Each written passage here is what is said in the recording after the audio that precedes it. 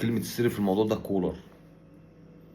هل هيفتكس ولا هيلعب عادي ولا مش عايزين منه اي افتكاس؟ احنا عايزين نلعب عادي، بس مطلوب منك سيادة المدير الفني، سيادة الرئيس، اللي انت تلعب عادي، تديش الموضوع اكبر من حجمه ولا اقل من حجمه. ما اجيش ابص الاقيك ملعب لي كريم نيدفيد من اول الماتش، او ما اجيش ابص الاقيك ملعب لي كوكا باك شمال. ما هو انا ببقى غلبان ساعتها، ما انا مش هخش انا اللي احط التشكيل، انا ببقى مسكين مغلوب على امري، مضطر اشجع الاهلي، وفي عله بدون مبرر.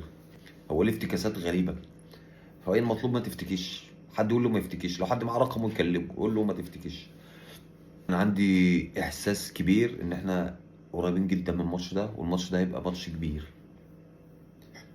مش عايز اكون مبالغ في التفاؤل، بس انا ببقى حاسس كده، ببقى عندي، انا راجل اصلا عندي احساس في الكوره. في ماتش السوبر الافريقي أنا كنت عندي احساس ان احنا هنتغلب. الماتش ده ما عنديش الاحساس ده. انا عندي يقين وعندي ثقه في الله اولا وفي اللعيبه، ان الاجواء كلها بتقول ان احنا ان شاء الله نكسب. ده بخلاف بقى حاجه مهمه جدا، ان الزمالك، ان جماهير الزمالك المره دي والناس اللي في الزملكاويه والناس اللي بتتفرج عليهم على السوشيال ميديا وعلى التلفزيون، ما اعرفش، جايبين ثقه كبيره جدا، عندهم ثقه كبيره ان هم يكسبوا. فده حاجه بالنسبه لي بتبقى مبشره جدا، وثقه واهيه. يعني هم عندهم ثقه بس بيقولوها هم مكسوفين، يعني ثقه جايبينها من العدم. فده برضو بالنسبه لي تبقى حاجات كلها مبشره بالخير، اللي انت عارف اللي انت ضايع، ولكن في نفس الوقت مش عايز تقول.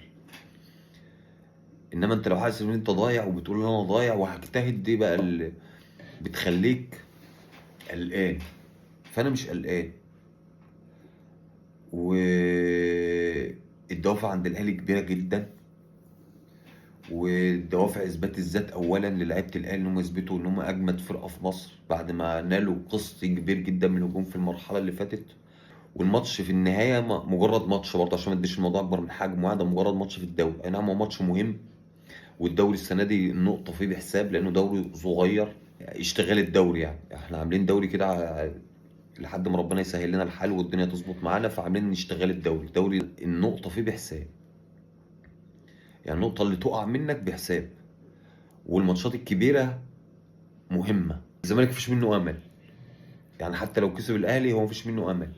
الزمالك لن مش هينافس على حاجه، اخره ياخد الكونفدراليه، الفرقه البطوله الحزينه دي الكئيبه دي. الزمالك مفيش منه خوف، ومفيش منه امل في المنافسه. ودي خطوره الماتش، الزمالك ممكن يوقعك ومش هينافس برضه. فلا انت لا كسب بلح الشام ولا عنب اليمن، يعني هو لو وقعك مش هينافس، هيوقع برضه.